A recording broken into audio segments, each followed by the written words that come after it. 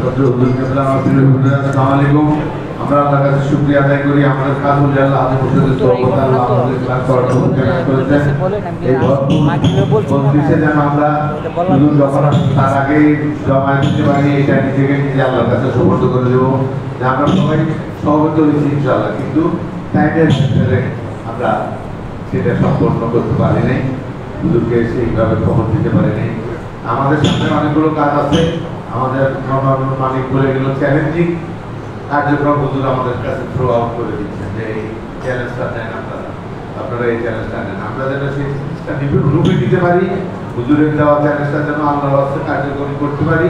হুজুরের কাছে খাস দোয়া চাই, আল্লাহর কাছে খাস কর্ম কামনা করি, বলি আল্লাহ আদি মুর্শিদের খেদমত এবং দরবারকে দুর্গত করতে মুসলিম হিসাবে দোয়া দোয়া চ্যালেঞ্জ। আসসালামু আলাইকুম।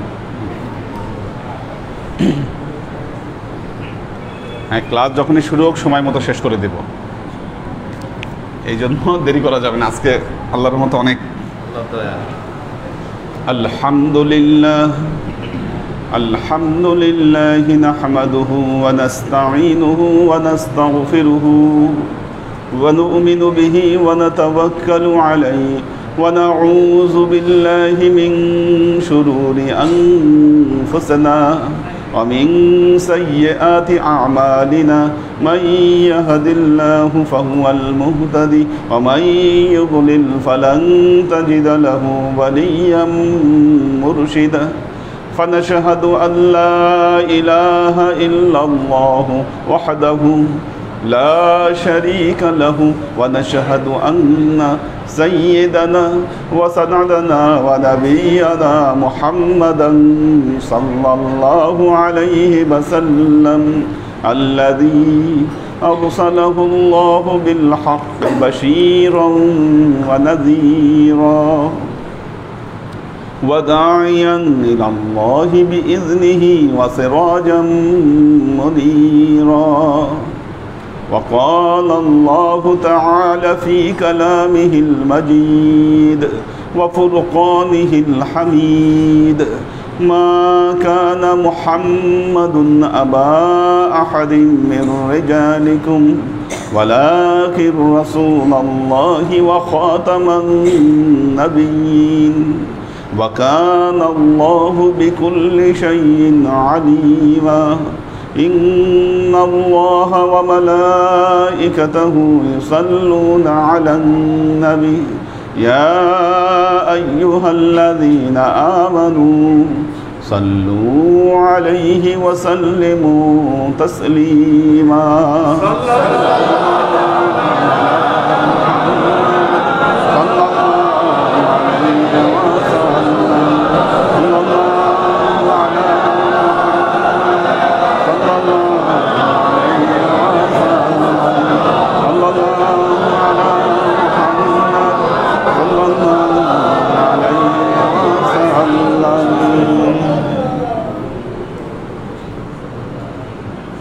আল্লাহর আশিক ও সালেক বৃন্দ, গত সোমবার 18ই জিলহজ 18ই জিলহজ ইসলামের ইতিহাসে একটি ঐতিহাসিক ঘটনা ঘটেছিল। উনি অবাক হয়ে তাকাচ্ছে, এটা অনেকেই অবাক হন যে 18ই জিলহজ কি ঘটেছিল আসলে, কারণ এই বিষয়টি আজকে কবর দিয়ে দেওয়া হয়েছে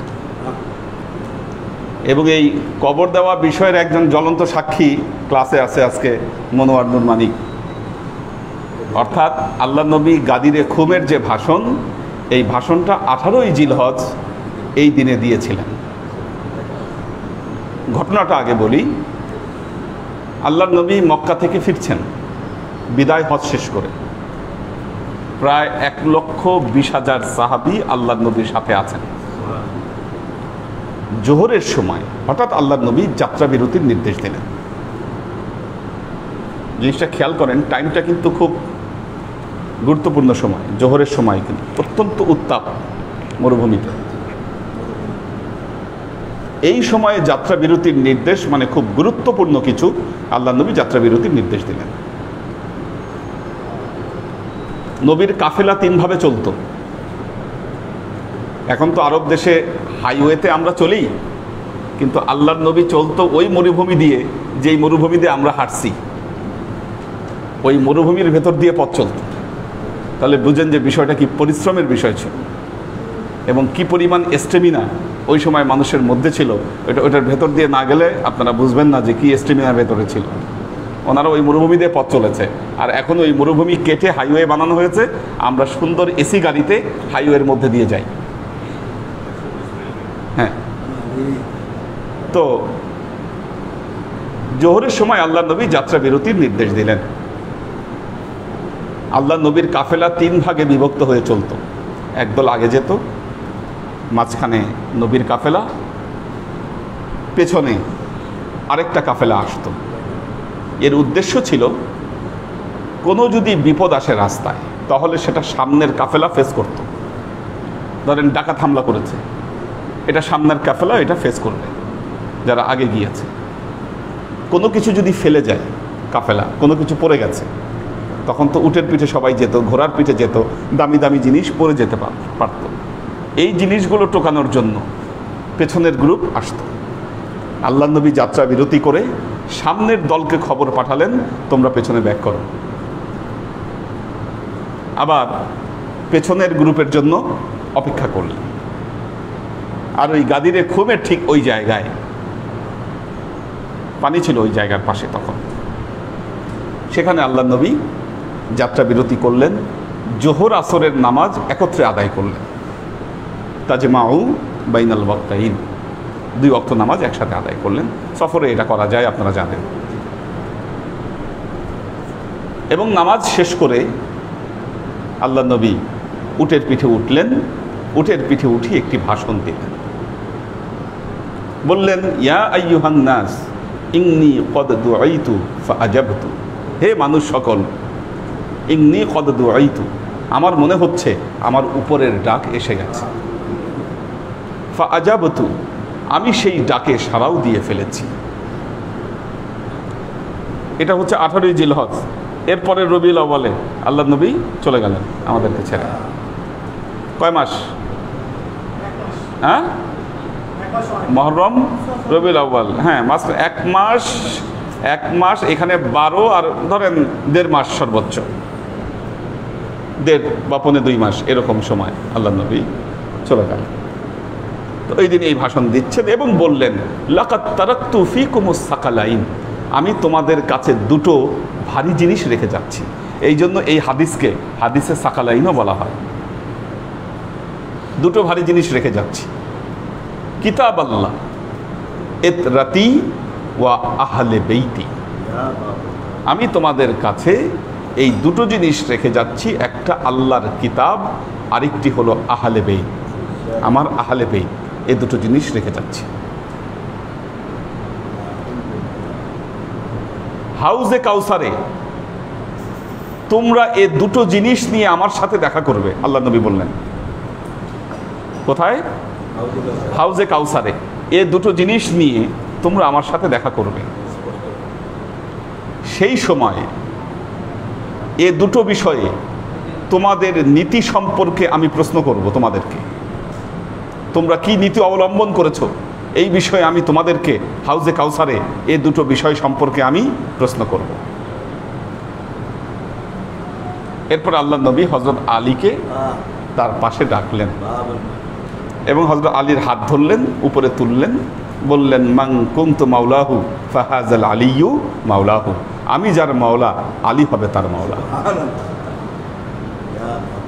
যে আমাকে মাওলা হিসাবে গ্রহণ করবে সে আলীকেও মাওলা হিসাবে গ্রহণ করবে। মান কুনতু মাওলাহু ফাহাজাল আলিয়্যু মাওলাহু। এরপর আল্লাহ নবী বললেন, আল্লাহুম্মা ওয়ালে মান ওয়ালা আলী, আল্লাহ তুমি তার সাথে বন্ধুত্ব করো যে আলীর সাথে বন্ধুত্ব করে, তুমি তার সাথে শত্রুতা করো যে আলীর সাথে শত্রুতা করে। এইভাবে হযরত আলীর জন্য আল্লাহ নবী অসংখ্য দোয়া করলেন। দোয়া করে আল্লাহ নবীর ভাষণ শেষ করলেন। দেখুন, এখানে কয়েকটি গুরুত্বপূর্ণ বিষয়। আপনারা সবাই ওই ভাষণ শুনেছেন, বিদায় হজের ভাষণ। কি আল্লাহ নবী বলেছেন, লাকাদ তারাকতু ফীকুম আমরাইন, কিতাব আল্লাহ ওয়া সুন্নতি। খেয়াল করুন আল্লাহ নবী কি বলেছেন, কিতাব আল্লাহ ওয়া সুন্নতি। আমি দুটো জিনিস রেখে যাচ্ছি, আমার কিতাব এবং আমার সুন্নত। সুন্নতি বলেছেন তো, নাকি বলছেন হাদিসই, আমার হাদিস রেখে যাচ্ছি?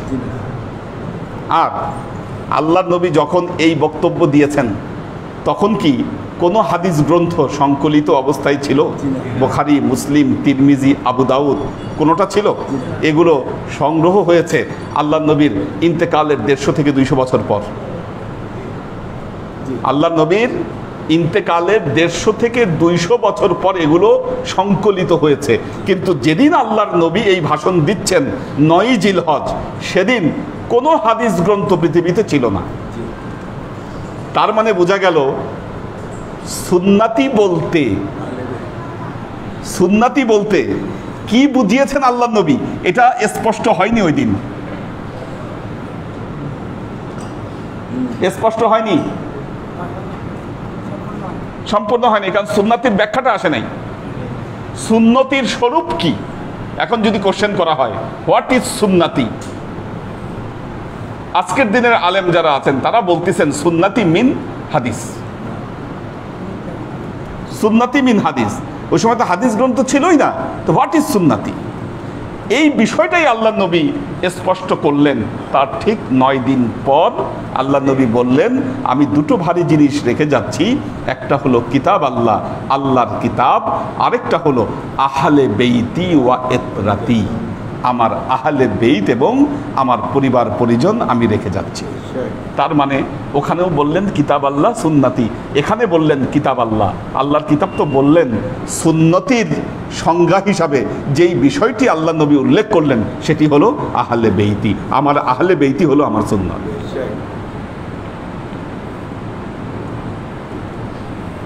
ব্যাপারটা ক্লিয়ার কিনা?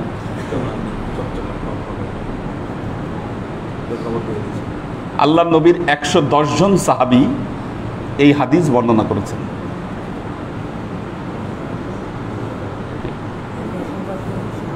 এই হাদিস বর্ণনা করেছেন 10 জন সাহাবী। সুন্নিদের প্রায় 360টি কিতাবে এই হাদিস কোট করা হয়েছে,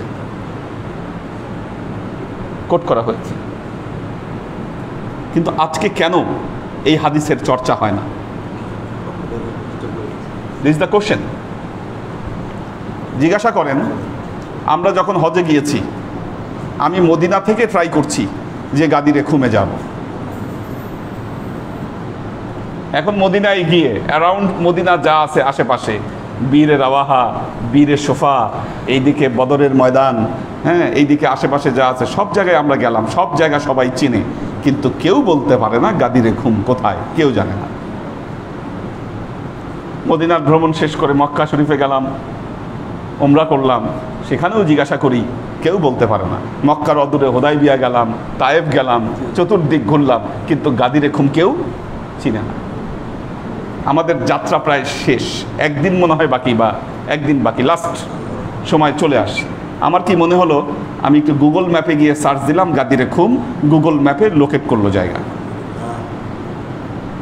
গুগল ম্যাপে জায়গা লোকেট করলো। যখন জায়গা লোকেট করলো তখন আমি চিন্তা করলাম যে যাব আমি।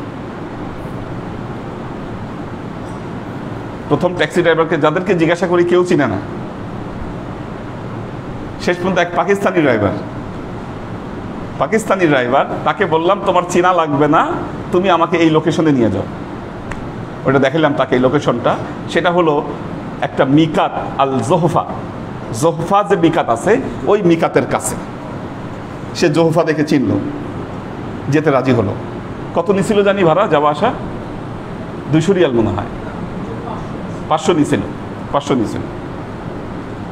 প্রথম ড্রাইভার যাইতে চাইছে 500, আসতে হয়তো আরও নিত। শেষ পর্যন্ত 500 রিয়ালে ওই পাকিস্তানি ড্রাইভার সে রাজি হলো আমাদেরকে, আমরা ওখানে গেলাম। পুরো জায়গাটা স্টিলের বেড়া দিয়ে ঘেরা, এবং পুলিশ পাহারা দিচ্ছে, ওই লাইটওয়ালা গাড়ি নিয়ে পুলিশ পাহারা দিচ্ছে, ওখানে কাউকে ঢুকতে দেবে না। পরে আমরা চিন্তা করলাম আমরা ঢুকবো যেভাবে হোক। গাড়ি থামায়ে আমরা দুজন নেমে গেলাম, ওই লোককে ওখানে রেখে নেমে গিয়ে বেড়ার নিচে স্ক্রল করে ঢুকে গেলাম। মানে শুয়ে পড়ে একটা গরান দিছি, গরান দেওয়াতে বেড়ার এই পাশ থেকে ওই পাশে চলে গেছি, গড়ায় আমরা বেড়ার ভেতর দিয়ে ঢুকছি। এবং মরুভূমি তো, মরুভূমির মধ্যে পাহাড়গুলো কিন্তু অনেক উঁচু উঁচু উঁচু পাহাড়, এত সহজ না ওখানে যাওয়া। কিন্তু অসুস্থ, আমি ভয় পাচ্ছিলাম কি না কি হয়। পাহাড়ে উঠলাম, আমরা একটা পাহাড়ে উঠলাম, পাহাড় নিচে নেমে গেছে, কিন্তু গাদিরে খুমের দেখা নাই। দূর থেকে দেখতে পাচ্ছি একটা স্থাপনার মতো দূরে কোথাও একটা কিছু আছে ওখানে, কিন্তু তার আগে একটা কাঁটাতারের বেড়া। আমি ডিসিশন নিলাম যে ওই যে বেড়া যেটা আছে, ওনাকে বললাম যে আপনি এখানে ওয়েট করেন, আমার ডিসিশন হলো ওই বেড়া আমি টপকায়ে পরে আমি চলে যাব ওই পাশে। এটা আমি ডিসাইড করে ফেলছি, ঠিক আছে। কিন্তু আল্লাহর কি ইচ্ছা, কাছে গিয়ে দেখি বেড়া কে জানি কেটে রাখছে, বেড়া কেটে রাখছে কেউ। কেটে রাখার ফলে আমরা সেখানে ঢুকে গেলাম। ঢুকে এই গাদিরে খুমের যে ওই জায়গাটা, ওখানে একটা মসজিদ বানানো হয়েছিল, একটা মসজিদ বানানো হয়েছিল, কিন্তু মসজিদের ধ্বংসাবশেষ ওই জায়গায়, কিচ্ছু নাই, মানুষ নাই, জন নাই, উপরে ছাদ নাই, কিচ্ছু নাই। মসজিদের পাথরগুলো ভেঙে ভেঙে সব পড়ে আছে, মানে মরুভূমির মধ্যে দাঁড়ানো একটা জায়গা। কোশ্চেন হলো, দেখুন গাদিরে খুমের হাদিস, এটা মোতাওয়াতের হাদিস, মোতাওয়াতের। মোতাওয়াতের মানে এর এত অধিক বর্ণনা, এটাকে এর এত অধিক বর্ণনা যে এই ব্যাপারে কেউ সন্দেহ পোষণ করবে না বা করতে পারবে না। সন্দেহ পোষণ করলে কুফরি হবে, এত অধিক বর্ণনা এবং ঘটে যাওয়া সত্য ঘটনা। তাহলে এটাকে ঢেকে রাখার জন্য কেন এত প্রচেষ্টা বলেন? কেন ওখানে যেতে দেওয়া হচ্ছে না? কেন আজকে এই জায়গা বিরান ভূমিতে পরিণত হয়েছে? সত্য জানতে দিতে কাদের এত ভয়? This is the question.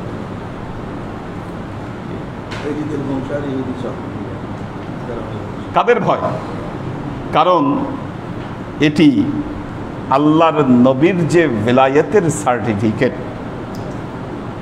আল্লাহর নবীর ভেলায়েতের যে সার্টিফিকেট মাওলা আলীকে আল্লাহর নবী দিয়ে গিয়েছিলেন, এই মহাসত্যটাকে মানুষ গোপন করতে চায়। কারা করতে চায়?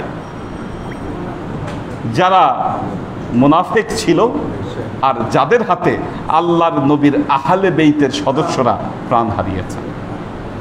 একটা জিনিস চিন্তা করেন, আহলে বেইতের সদস্যদেরকে যারা হত্যা করেছিল তারা কেউ কাফের মুশরিক ছিল না, তারা সবাই মুনাফিক নামধারী মুসলমান ছিল। অথচ আল্লাহর নবী বলেছেন, হেদায়েত যদি পেতে হয় তাহলে আমার আহলে বেইতের কাছে গিয়ে হেদায়েত নিতে হবে। আহলে বেইত ছাড়া তোমাদেরকে হেদায়েত দিতে কেউ পারবে না। এটা আল্লাহর নবীর। যাদেরকে হেদায়েতের দৃষ্টান্ত হিসাবে সূরা আহজাবে আল্লাহ যখন আয়াত নাজিল করলেন, ইউরিদুল্লাহু লিইউযহিবা আনকুমুর রিজা আহলাল বাইত ওয়া ইউতাহহিরাকুম তাতহীরা। আল্লাহ তো আহলে বেইতের সদস্যদেরকে পুত পবিত্র করতে চান। এই আয়াত যখন নাজিল হলো, আল্লাহর নবী তখন হযরত আলীকে ডাকলেন, মা ফাতেমাকে ডাকলেন এবং ইমাম হাসান হোসেনকে ডাকলেন। ওনাদেরকে একটা চাদরের মধ্যে আবৃত করে দিলেন। মুসলিম শরীফে আসছে এই হাদিস। এবং আল্লাহ নবী বললেন, হা উলাই আহলে বেইতি, এরাই হচ্ছে আমার আহলে বেইতের সদস্য।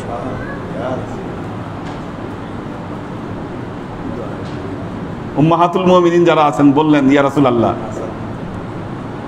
মা সালমা বললেন, ইয়া রাসূলুল্লাহ, আমরা কি আহলে বেইতের সদস্য নই? আল্লাহ নবী বললেন, তোমরা তোমাদের মর্যাদায় প্রতিষ্ঠিত, কিন্তু এদের অন্তর্ভুক্ত তোমরা নও। যেটা আহলে বেইতে নেসবি, আল্লাহ নবীর সাথে যারা সম্পর্কযুক্ত আহলে বেইত ছিলেন ওনাদের ইন্তেকালের পরে কি ওনাদের যে আহলে বেইতের যে সদস্য পদ সেটা আর বহাল নেই, কিন্তু যারা রক্তের সম্পর্কে আল্লাহ নবীর আহলে বেইত কি তাদের আহলে বেইত এটা চিরন্তন, এটা কোরআনিক আহলে বেইত। প্রশ্ন হচ্ছে তাহলে কারা আজকে এই ইতিহাসকে মুছে দিতে চায়? 18ই জিলহজ গিয়েছে, কয়টা মসজিদে এই ব্যাপারে খুতবা হয়েছে বলেন?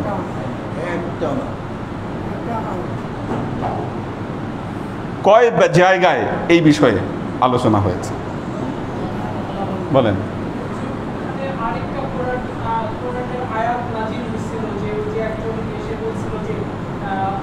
সূরা মাআরিজ, সূরা মাআরিজ এই সময়ে আরেকটি সূরা নাজিল হয়। যখন এই অবস্থা, কনসেপ্টটা দেন, যখন আল্লাহর নবী এই ঘোষণা দিলেন, হযরত ওমর রাদিয়াল্লাহু তাআলা আনহু ওনাকে কংগ্রেচুলেট করলেন গিয়ে যে কদ সাহেবতাল মুমিনিনা ওয়াল মুমিনাত, এই কথা বলেছেন হাদিসে একদম এই করতে এসেছে, কদ সাহেবতাল মুমিনিনা ওয়াল মুমিনাত, যে ইয়া আলী ইয়া ইবনে আবি তালেব, এইভাবে সম্বোধন করেছেন।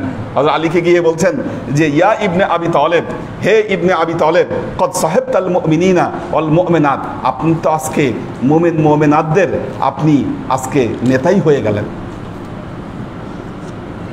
নেতা হয়ে গেলেন, এইভাবে তাকে কংগ্রেচুলেট করলেন। এক ব্যক্তি আল্লাহ নবী যখন ভাষণ শেষ করে যখন ভেতরে ঢুকে গেছে, এক ব্যক্তি কি আল্লাহ নবীকে বললেন যে ইয়া রাসূলুল্লাহ আজকে আপনি স্বজনপ্রীতি করলেন। নাউজুবিল্লাহ, কত বড় বেয়াদবি! হ্যাঁ, আপনি স্বজনপ্রীতি করেছেন, আপনি স্বজনপ্রীতি করেছেন। আল্লাহ নবীকে গিয়ে এই কথা বললেন এবং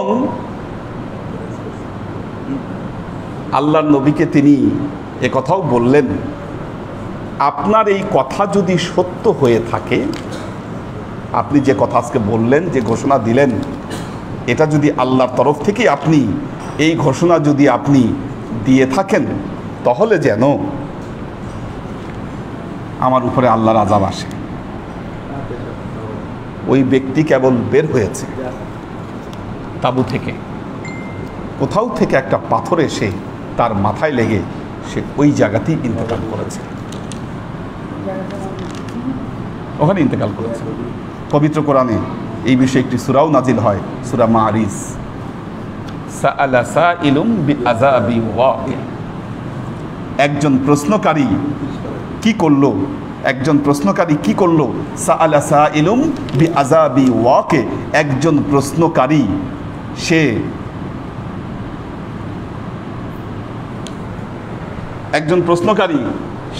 বিআযাবি ওয়াকি, সংগঠিত আযাব সে আল্লাহর কাছ থেকে চাইল এবং এই সংগঠিত আযাব এসে তাকে ধ্বংস করে দিল। ওই জায়গায় আরেকটি আয়াত নাজিল হয়, আমি ওই আয়াতটা খুঁজতেছি, সূরা আলে ইমরান অথবা মায়েদার। ইয়া আইয়ুহার রাসূল বাল্লিগ মা উনজিলা ইলাইক, আচ্ছা, ফামা বাল্লাগতা রিসালাতা, 67 নম্বর আয়াত।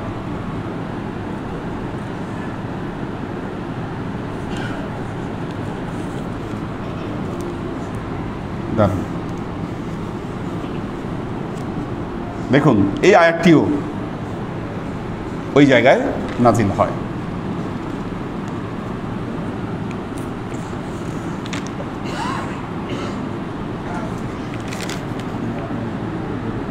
হ্যাঁ, আল্লাহ বলছেন ইয়া আইয়ুহার রাসূল,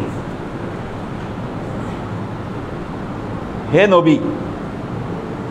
কেন আল্লাহ নবী যাত্রা বিরতি করেছিলেন? কারণ আল্লাহ নবীর উপর এই আয়াতটি নাজিল হয়েছে, না হলে এত টেনশন নিয়ে আল্লাহ নবী যাত্রা বিরতির কথা বলতেন না ওই জায়গায়। ইয়া আইয়ুহার রাসূল, সূরা মায়েদা 67 নম্বর আয়াত। হে নবী, বাল্লিগ মা উনজিলা ইলাইকা মির রাব্বিক, আপনার প্রভুর উপর থেকে, আপনার প্রভুর কাছ থেকে যা নাজিল হয়েছে তা আপনি পৌঁছে দেন। বাল্লেগ, আপনি পৌঁছে দেন, আপনি বলেন, পৌঁছান আপনি। বাল্লেগ মা যাহা উংজিলা নাজিল হয়েছে, ইলাইকা আপনার উপর যা নাজিল হয়েছে সেটা কি করেন? বাল্লেগ পৌঁছে দেন, মির রব্বিকা আপনার প্রভুর কাছ থেকে। ওয়া ইল্লাম তাফআল, যদি আপনি এটা না করেন, ওয়া ইল্লাম তাফআল ফামা বাল্লাগতা রিসালাতাহু, তাহলে আপনি কিন্তু আপনার রেসালতের দায়িত্ব সম্পন্ন করলেন না। আল্লাহু ইয়াসিমুকা মিনান নাস, কি করবেন? আল্লাহ বললেন আল্লাহু ইয়াহসামুকা মিনান নাস, আপনি ভয় পাবেন না। আল্লাহু ইয়াসিমুকা মিনান নাস, মানুষের কটু কথা, মানুষের কটু আচরণ থেকে আল্লাহ আপনাকে হেফাজত করবে। আল্লাহু ইয়াসিমুকা মিনান নাস ইন্নাল্লাহা লা ইয়াহদিল কওমাল কাফিরিন, আল্লাহ তাআলা কখনো কাফের সম্প্রদায়কে হেদায়েত দেন না। এই আয়াতটিও ওই সময় নাজিল হয়েছে, ঠিক ওই ঘটনার আগ মুহূর্তে। যখনই নাজিল হয়েছে আল্লাহ নবী থামিয়ে দিয়েছে। দেখুন কতগুলো কোশ্চেন। যেই মাওলা আলীর ব্যাপারে আল্লাহর নবী বলেছেন মান কুনতু মাওলাহু ফাহাজাল আলিয়্যু মাওলা, যে আমাকে মাওলা হিসাবে মেনে নিবে, মাওলা অভিভাবক হিসাবে মানবে, ফাহাজাল আলিয়্যু মাওলাহু।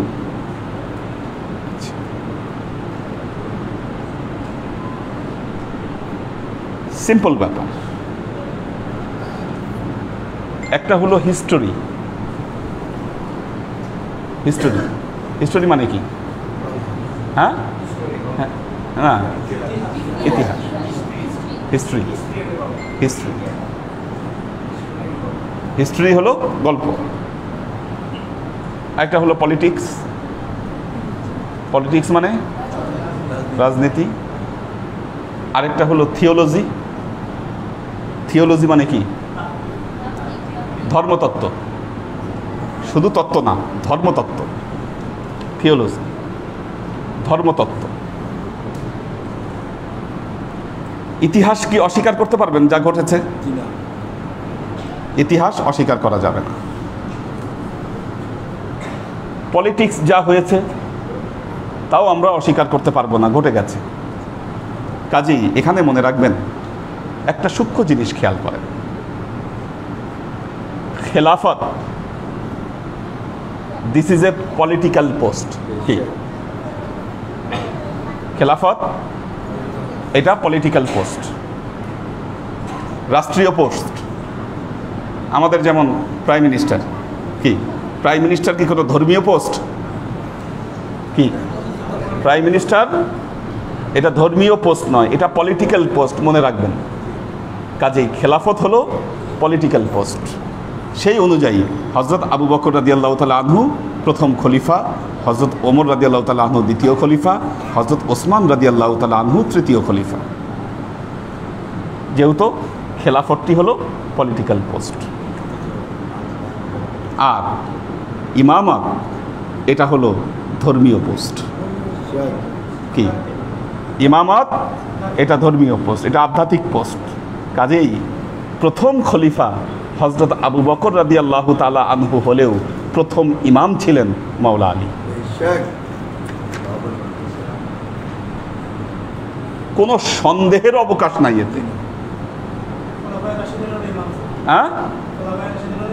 হ্যাঁ, কারণ খোলাফায়ে রাশিদিন তার কাছে যাইতেন বিভিন্ন সমস্যার সমাধানের জন্য। সহিহ বুখারীর মধ্যে আপনারা এই বর্ণনা পাবেন। হযরত আবু বকর রাদিয়াল্লাহু তাআলা আনহু যখন খলিফা হলেন 6 মাস পরে হযরত ওমর রাদিয়াল্লাহু তাআলা আনহু আর আবু বকর রাদিয়াল্লাহু তাআলা আনহু দুইজন মিলে হযরত আলী রাদিয়াল্লাহু তাআলা আনহুর বাসায় গেলেন, গিয়ে ওনাকে সব কিছু বললেন যে মুসলিম সাম্রাজ্যের মধ্যে বিভ্রান্তি আসতে পারে, দ্বিধাদ্বন্দ্ব আসতে পারে। সবার কথা শুনে উনি কথা শুনে ওই দিনই ওয়াদা করলেন যে ঠিক আছে, আমি পরবর্তী দিন মসজিদে গিয়ে আপনাকে খলিফা হিসেবে মেনে নিচ্ছি, যাতে মুসলিম উম্মার মধ্যে কোনো সমস্যা না হয়। দেখুন, পাক পাঞ্জাতুন, 3 জন সদস্য পাক পাঞ্জাতুনের, মাওলা আলী, ইমাম হাসান, ইমাম হোসেন রাদিয়াল্লাহু তাআলা। তারপরে আরো আছে, একে একে ওনাদেরকে হত্যা করা হয়েছে। হযরত আলী রাদিয়াল্লাহু তাআলা আনহুকে ছুরিকাঘাতে হত্যা করা হয়েছে।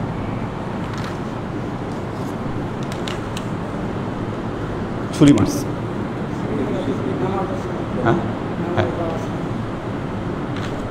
নামাজে যাওয়ার সময় ওনাকে ছুরি মেরে শাহাদত বরণ করানো হলো। আল্লাহর নবীর এত কাছের মানুষ, ব্লাড, নবীর আত্মীয়, তার উম্মত কিভাবে তার বুকে ছুরি মারতে পারে বলেন? ইমাম হাসান, আল্লাহর নবীর কলিজার টুকরা, কিভাবে ওনাকে বিষ খাওয়ায় হত্যা করতে পারে? কারা করলো এই কাজগুলো? ইমাম হোসাইন রাদিয়াল্লাহু তাআলা আনহু কারবালার ময়দানে মুসলিম বাহিনীর হাতে তিনি নিহত হয়েছেন। এই ইতিহাস কি অস্বীকার করতে পারবেন? মুসলিম বাহিনীর হাতে উনি নিহত হয়েছেন। একই সময়ে ইমাম হোসাইনের তাবুতেও আজান হচ্ছে, আর ওনাকে যারা হত্যা করতেছে তাদের তাবুতেও আজান হচ্ছে। 2 দলই নামাজ আদায় করতেছে। খেয়াল করেন, এই তাবুতেও আজান হচ্ছে, ওই তাবুতেও আজান হচ্ছে, 2 তাবুতেই নামাজ আদায় হচ্ছে, কিন্তু এক তাবুর মানুষ হচ্ছে মুনাফিক, ফাসিক, আরেক তাবুর মানুষ হচ্ছে ইমানদার। মুনাফিকের দলে লক্ষ লক্ষ মানুষ, আর ইমানদারের দলে মাত্র কয়জন? মুষ্টিমেয় 80-85 জন মানুষ, 70 জন। অথচ এই 70 জনই ইমানদার, এই 70 জনই জান্নাতি। আর এর বিপরীত দিকে যে লক্ষ লক্ষ মানুষ, এগুলো সবগুলা জাহান্নামী, এগুলো মুনাফিক এবং ফাসিক। এগুলো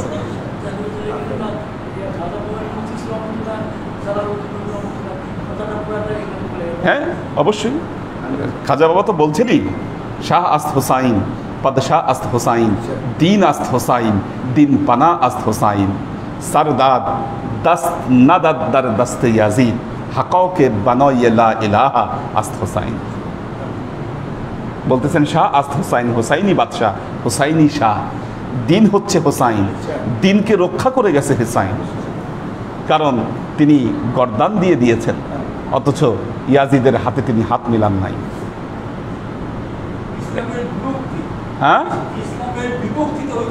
হ্যাঁ, তো দেখুন দেখুন, যেখানে আমরা এখন খুতবায় দেখবেন খোলাফায়ে রাশেদা সহ, মাওলা আলী সহ আহলে বেইতের সদস্যদেরকে প্রশংসা করি আমরা। ইতিহাস বলে, হ্যাঁ, ইতিহাস বলে নির্দিষ্ট সময়, নির্দিষ্ট যুগ খুতবায় দাঁড়ায় এই পাক পাঞ্জাতুন আর আহলে বেইতের সদস্যদেরকে গালাগালি করা হতো মেম্বারে দাঁড়ায়। হিস্টোরিক্যাল ডকুমেন্ট আছে এই ব্যাপারে, এটাও ইতিহাস, ইতিহাসে লিপিবদ্ধ আছে এই কথাগুলো। গালাগালি করেছে এনাদেরকে। কোশ্চেন হলো, কারা করলো এই গালাগালি? কাদের এত বড় সাহস বলেন? কারা? দেখুন, যদি ইমাম হোসাইন সেদিন বলতেন আমি ইয়াজিদের হাতে বয়াত গ্রহণ করব, তাহলে কিন্তু তিনি শাহাদত বরণ করতেন না, বেঁচে যেতেন। কিন্তু কি হতো? হক বাতিলের সাথে আপোষ করে ফেলত। এই আপোষ তিনি করেন নাই। এদের বংশধরেরাই দীর্ঘ 150 বছর শাসন করেছে। ইসলামী সালতানাত তারা চালিয়েছে দীর্ঘ 150 বছর। এরাই কি দীর্ঘদিনের ইতিহাসের পর আজকে দেখবেন পৃথিবীতে একদল আলেম তৈরি হয়েছে, নির্দিষ্ট আলেম। তারা পীরদের বিপক্ষে কথা বলেন, আহলে বেইতের বিরুদ্ধে কথা বলেন, মিলাদের বিরুদ্ধে কথা বলেন, মোনাজাতের বিরুদ্ধে কথা বলেন। আপনারা ইতিহাস খুঁজে দেখেন, এদের রুট এই ইয়াজিদি রুট। এদের রুট হচ্ছে যারা ইমাম হোসাইনকে হত্যা করেছিল তাদের রুটের সাথে এই রুট জড়িত। যারা ইমাম হাসানকে বিষ খাইয়েছিল তাদের সাথে এরা জড়িত। যারা মাওলা আলীকে হত্যা করেছিল তাদের সাথে এরা জড়িত, সব এক সুতায় গাঁথা। আপনি বলবেন হুজুর আপনি বলেন কি, বলেন কি? তাহলে তারা এত বড় বড় আলেম, এত বড় বড় আলেম। দেখুন, ইহুদি খ্রিস্টানদের এই প্রজেক্ট শুরু হয়েছিল 20 শতাব্দীর গোড়ার দিকে, দ্বিতীয় বিশ্বযুদ্ধের পরে। কি পৃথিবী থেকে কালেক্ট করে তখন থেকেই তাদের টার্গেট যে মুসলমানদের মধ্যে বিভ্রান্তি তৈরি করতে হবে। আর এই বিভ্রান্তি তৈরি করে এই ইতিহাসগুলোকে কি করতে হবে? একেবারে মুছে ফেলতে হবে। আজকে আমি যেই ব্যাপারে বক্তব্য দিচ্ছি, একটা সত্য এবং ইতিহাসকে তুলে ধরার ব্যাপারে আমি কথা বলছি। যেই সত্য, যে ইতিহাসকে কবর দেওয়ার চেষ্টা করা হচ্ছে। কবর না দেওয়ার চেষ্টা করা হলে আজকে যারা দাওরায় হাদিস পড়েন তারা কেন এই হাদিস জানেন না? যারা মাদ্রাসা থেকে পড়ে বের হচ্ছেন তারা কেন এই হাদিস জানেন না? হুজুররা এত ওয়াজ মাহফিল করেন, তারা কেন এই হাদিসগুলোর ব্যাপারে কথা বলেন না? কেন? আবার ভয় পায় যে এই হাদিস বললে মানুষ আবার শিয়া বলে কিনা, মানুষ আবার শিয়া বলে কিনা। শিয়া সুন্নির বিভেদ তৈরি করে, দেয়াল তৈরি করে কি এই জিনিসগুলোকে একেবারে ধ্বংস করে দেওয়ার চেষ্টা করা হচ্ছে।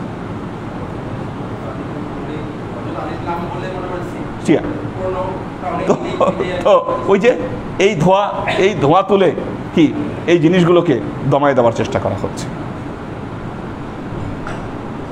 আল্লাহর আশেক ও সালেহুল বৃন্দ,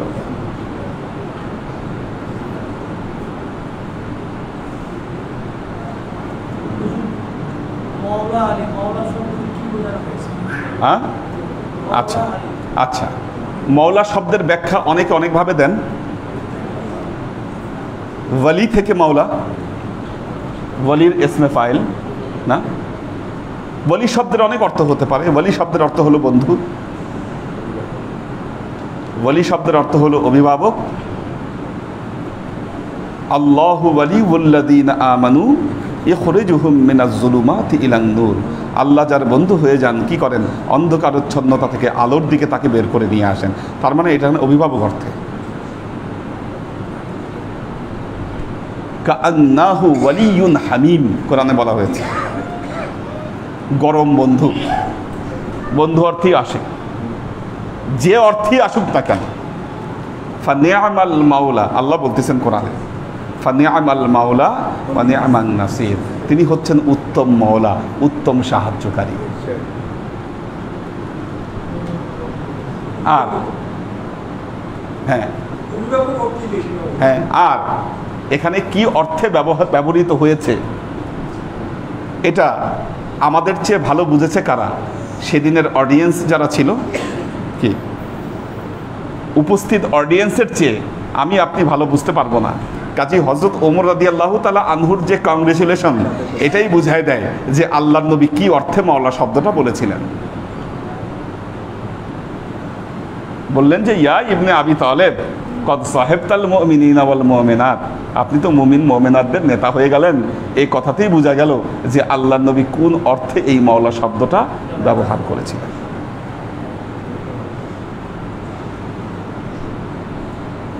কাজেই আল্লাহর আশেক ও সালেক বৃন্দ, ইতিহাসকে লুকাতে পারবেন না, সত্যকে লুকাতে পারবেন না। হ্যাঁ হ্যাঁ, এখন দেখেন একটা জিনিস, হযরত আলী একটা কথা বলতেন, হাযা কুরআনুন ইউসমাউ ওয়া আনা কুরআনুন নাতিকুন, বলে এটা তো কোরআন, এটা খালি শ্রুতিময় কোরআন, আমি হচ্ছি জীবন্ত কোরআন।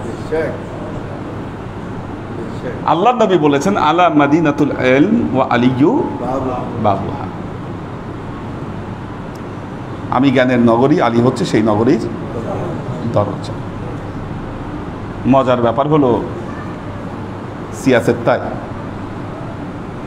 সিয়াসেত্তায় কোনো সাহাবীর ৮,০০০ হাদিস, কারো ৭,০০০, আদনা সাহাবীর ১২০০-১৩০০ হাদিস বর্ণিত হয়েছে। পুরো সিয়াসেত্তার ভেতরে মাওলা আলীর মাত্র ২৫০টা হাদিস পাওয়া যায়, মাত্র ২৫০ হাদিস, যার মধ্যে অধিকাংশ হাদিসকে এই নজদি গ্রুপ জয়ীফ বানায় ফেলছে, এগুলো জয়ীফ। তাহলে আল্লাহর নবী যাকে বললেন যে আমি জ্ঞানের নগরী আর সেই নগরীর দরজা হচ্ছে আলী, যাকে নগরীর দরজা বললেন তার মাত্র ২৫০টা কথা, তার মধ্যে মাত্র ২০-২৫টা ছাড়া বাকি সব কথা বাতেল আর আপনি জয়ীফ বানিয়ে দিয়েছেন। তাহলে আপনি আল্লাহর নবীর জ্ঞানের নগরীর যে দরজা, এই দরজা সম্পর্কে আপনার কতটুকু জানা সম্ভব? দেখুন, এই জ্ঞান অর্জন করতে গেলে আপনাকে অলি আউলিয়ার কাছে অবশ্যই আসতে হবে, কারণ এই জ্ঞান সিনায় পৃথিবীতে অলি আউলিয়াগণ ধারণ করে রেখেছেন। অলি আউলিয়াদের বক্তব্য দেওয়ার জন্য কোরআন হাদিসের রেফারেন্স প্রয়োজন হয় না, কারণ এই যে জ্ঞানের ধারা, এটা আলোর মতো, এই ধারা আলোর মতো কলবে চলে আসে, বুঝতে পারছেন? এটার জন্য এই হাদিসেরও রেফারেন্স দেওয়া লাগে না, কোরআনেরও রেফারেন্স দেওয়া লাগে না। আর অলি আউলিয়াদের সোহবতে না আসলে আপনারা এই যে জ্ঞানের যে নগরীর যে দরওয়াজা বা এই যে জ্ঞানের নগরীর যে স্বাদ, এটাকে আপনারা কখনো আস্বাদন করতে পারবেন না। যারা অলি আউলিয়াদের শান মানকে মুছে দিতে চায়, তারা এগুলো হচ্ছে ওই ফাসেক চিটার বাটপার যেগুলো আছে, যারা বক্তব্যে বলে ইয়াজিদ রহমতুল্লাহ রাদিয়াল্লাহু তাআলা আনহু, এবং বলে যে ইমাম হোসাইনি ভুল করছে, উনি ওই দিন না গেলেই পারতো। এই যে মুনাফিক, এই যে বাটপা, এই যে চিটার, এদের কথা অনুযায়ী যদি আপনারা জীবন পরিচালিত করতে চান, মনে রাখবেন আপনাদেরও হাসর নাসর হবে ইয়াজিদের সাথে আর এই চিটার বাটপারগুলোর সাথে। মানুষ মরে গেলে খাওয়াইতে হয় না, কি খাওয়াইতে হয় না? হ্যাঁ হ্যাঁ, হারাম, দেখেন। হ্যাঁ হ্যাঁ, তো দেখেন, হ্যাঁ হ্যাঁ, তো এই যে সূরা মাউন এটা নাজিল হয়েছেই এই মুনাফিকদের ব্যাপারে, মক্কার যে কুরাইশ যে মুনাফিক যেগুলো ছিল তাদের ব্যাপারে।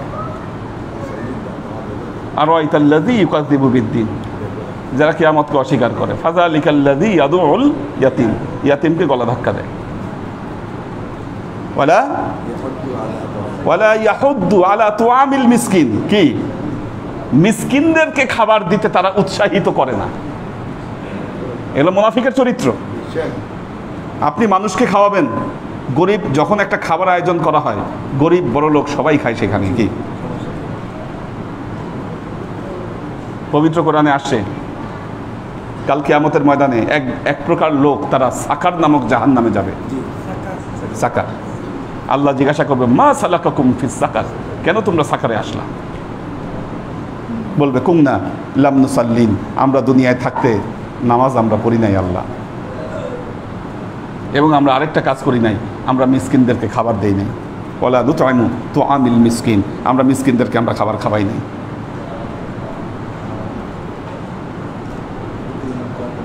এই মুনাফিকগুলোর কথা যদি শুনেন, এদের কথা অনুযায়ী যদি জীবন চালাতে চান,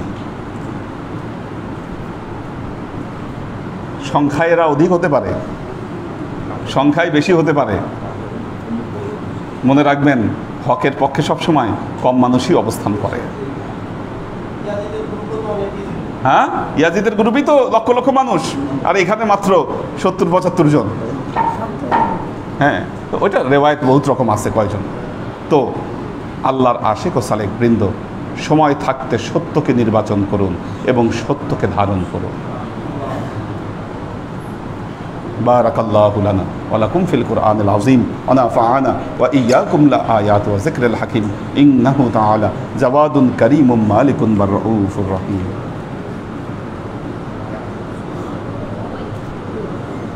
এইচ.কে কনক, এ.কে আজাদ, কামরুল আনাম, কবির হোসেন, সৈয়দ ইত্তেহাদুল আজমাইন, ফারুক শেখ, এইচ.এম মিল্টন, শোয়েব খান, সৈয়দা মাকসুরা খাতুন, নাজিমউদ্দিন ভাইয়ের ফ্যামিলি আছেন, সাগর সরকার, সাইম আহমেদ, মোহাম্মদ কবির, পাখির ভেস, হাসান আবদুল্লাহ, আশরাফুল আনাম,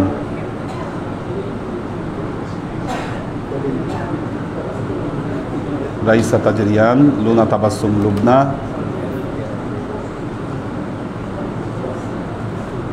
সুরভি আক্তার নিপা, মেহেদি হাসান, মাহফুজুল হক উজ্জ্বল, আমাদের হাসিব ভাই আছেন, মোহাম্মদ আব্দুল বারি, মধ্যবিবর্ণ, সাজ্জাদ রহমান, দেলোয়ার হোসেন, দীপা উষা, আয়েশা উমাসা, আমাদের আখতারুজ্জামান ভাই আছেন, মোহাম্মদ দেলোয়ার, রফিউর রহমান। আল্লাহ সবাইকে ভালো রাখুন, সুস্থ রাখুন।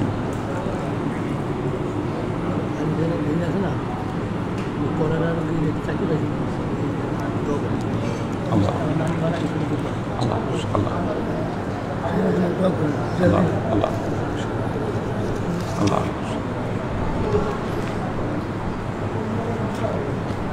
اللهم آمين. اللهم صل على محمد وعلى آل محمد.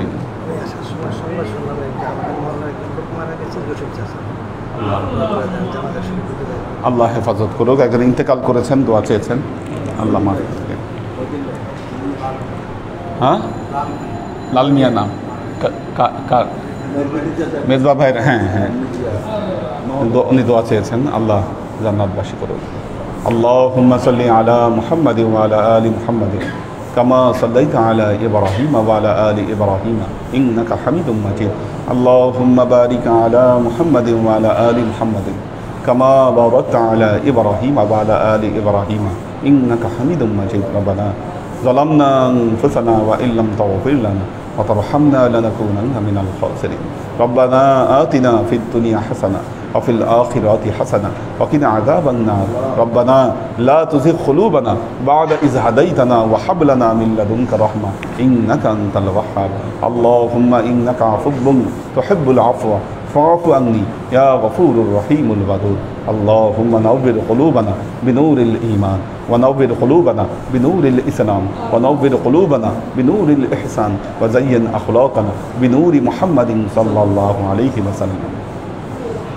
اللهم إنا نسألك علما نافعا رزقا واسعا عملا مقبولا شفاء من كل داء قلبا خاشعا ذهنا ذاكرا إيمانا كاملا توبة قبل الموت راحة عند الموت ونجاة بعد الموت. اللهم إنا نسألك رحمتك في كل درجة فلاح في كل أمر ونعوذ بك من الشرك والشك والنفاق والبدعة ومن كل وسوسة الشيطان. يا الله يا رحمن يا مالك, আমরা এতক্ষণ তোমার দরবারে যে সমস্ত আমলকে উপস্থাপন করলাম ত্রুটিমুক্তভাবে, এই আমলগুলোকে তুমি আমাদের তরফ থেকে কবুল করে দাও।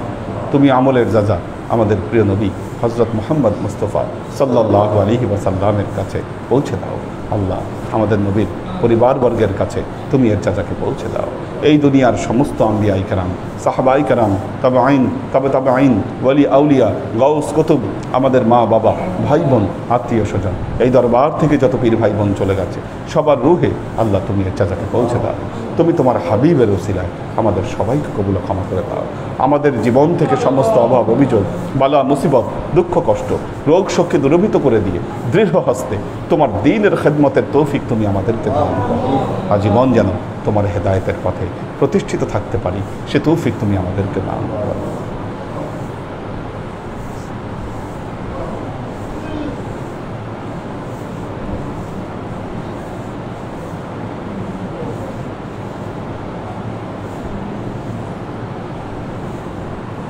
سبحان ربك رب العزة عما يصفون سلام على المرسلين والحمد لله رب العالمين واجعل آخر كلمتنا عند الموت لا إله إلا الله محمد رسول الله.